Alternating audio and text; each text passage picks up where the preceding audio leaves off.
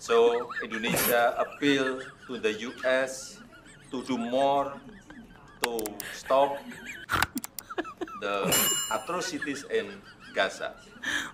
Ceasefire is a must for the sake of humanity. Once again, thank you for your invitation, President Biden. Thank you. Thank you. And as we met outside, as you got out of the automobile, we had a very important discussion on climate. The Dan President said, I'm cold. ketika Bapak baru datang dan menyambut Bapak di mobil, ketika Bapak keluar kita sudah ada berbicara mengenai topik penting sekali dalam iklim, di mana Bapak mengatakan saya ini merasa dingin. I told him I could take care of that immediately. Dan saya mau cepat selesaikan hal itu. Well,